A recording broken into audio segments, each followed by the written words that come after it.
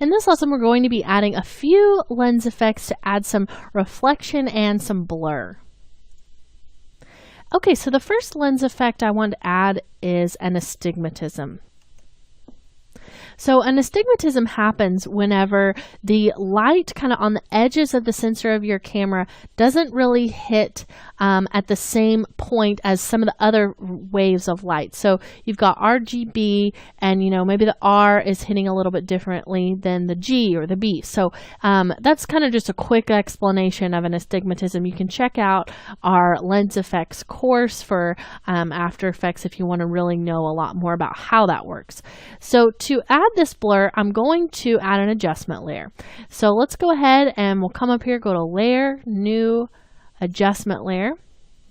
I'm going to put this in between the vignette and the mantra layers, and then we'll just add some blur to this. So go ahead and type in camera, and that'll give you your camera lens blur. So just drop that right onto your adjustment layer. And then we want to add a vignette to this because it happens on the outside edges. So hold this down, grab your ellipse tool, and we'll just double click that ellipse.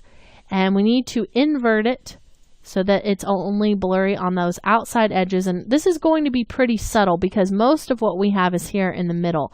So I'm just going to feather this about 100 pixels. And that's that. So, I mean, it is very subtle, but you can kind of start to see it on these particles over here on the edge. And definitely if any of those bokeh particles kind of float into the background, you'll be able to see it. But it's really not a huge, very apparent kind of a thing. Okay, so I think that looks pretty good, just like that. Now let's go ahead and add our next effect, which is going to be a panning lens flare. That is kind of something that I like to do sometimes. It just helps add a little bit of color to everything else. So we'll go to our project panel and grab that lens flare PSD. Just drop that actually this time on top of the adjustment layer. And we're going to change the blending mode of this. So toggle your switches. And the mode that I like to use the best for this kind of thing is add. As you noticed earlier, we used add for our other lens flares that moved across the bottom of the logo. And you can see this adds just really beautiful color. Now right now it's way too dark, so I'm going to turn this down. So hit the T key to bring up your opacity. We'll turn this way down, something like maybe only 10%, maybe 15%. Just very, very subtle. And I like to start this over here where it's kind of just beginning. It's a little bit longer than my comp is wide. So we start this over here on the side, then we have this extra room, and then I just paint it across over the duration of my scene. So we'll go ahead and let's just bring up the position of that, set a keyframe at the beginning, and then we'll move all the way to the end and just take it back in the other direction. And you don't have to always go left to right. You can go right to left. I just have a tendency to go that way with it, but it doesn't have to. And you can see it just adds this really nice kind of little flare of color over here on the side. You might never notice that it was gone if you didn't know that it was there in the first place, but it really does add just a nice little subtle effect to everything. Okay, so once you're finished with that, one last thing I want to add is some filter flare reflection. And that is a little bit of a tongue twister.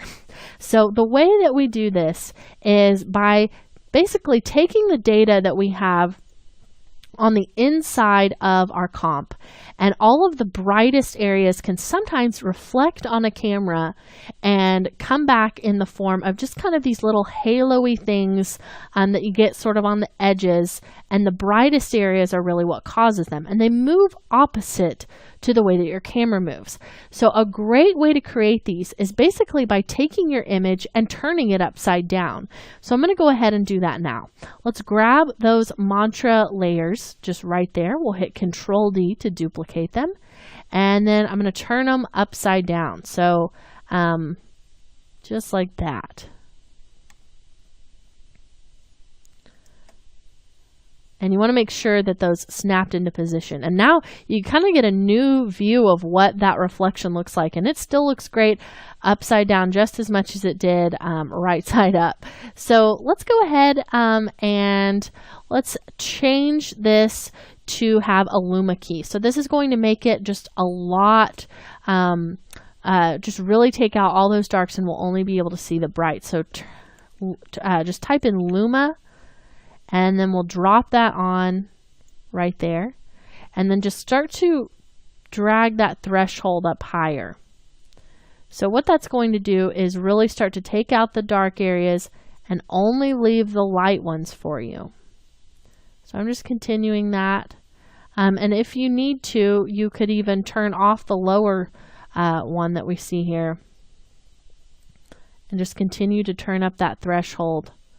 And I think I actually might turn this up almost all the way to the top. Maybe just give it a little bit less right there. Let's just try something like 253 for that. Okay, so we've just basically got those white hot particles. That's the only thing that this is leaving behind.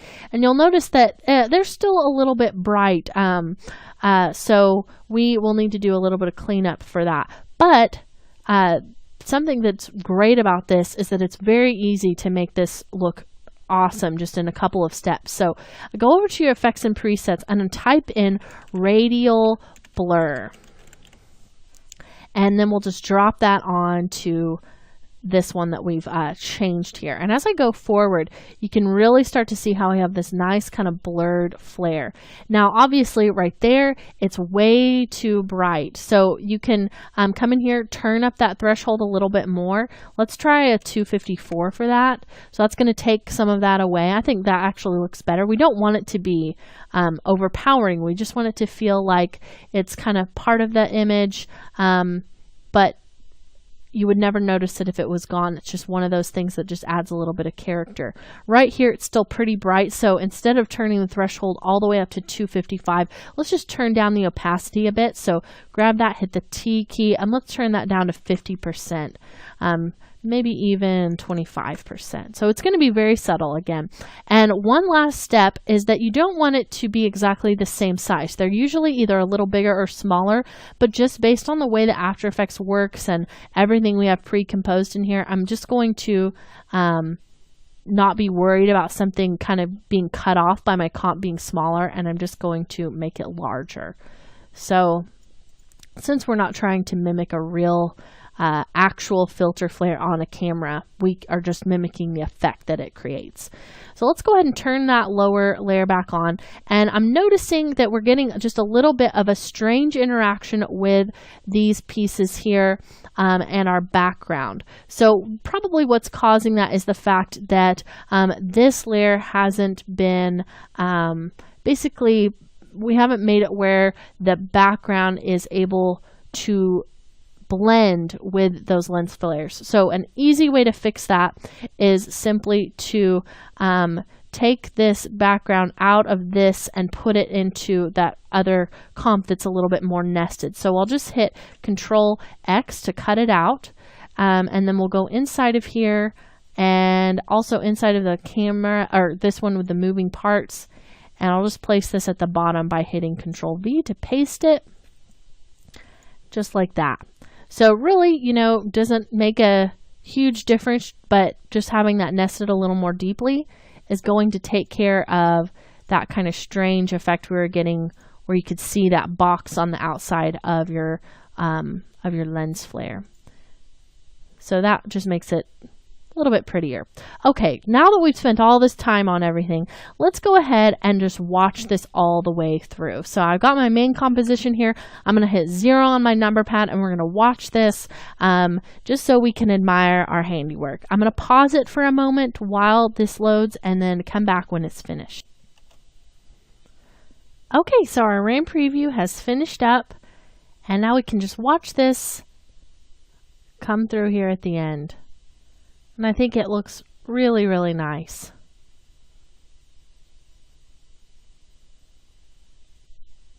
I think we've got just a great combination of elements here. Our logo is very readable at the end and very interesting at the beginning with all of the particles and everything like that that we've added. Just really mastering how to use Luma or Alpha mats just to reveal different pieces, and being able to, you know, make that CC particle world work for us, even though it didn't really want to follow along with the null object. There's just a lot of really helpful things that hopefully you implement in your own workflow. It really is very applicable to any project you may end up working on, not just animating a logo. A logo is simply a tool that we're using here to be able to show you some of these techniques that can really be added to your projects and bring them to life. So I hope that you enjoyed this course and that you just find some great things that you start using in some of the projects that you create, just for bringing different elements to life that otherwise would just be static without your After Effects help. So good luck in creating this on your own.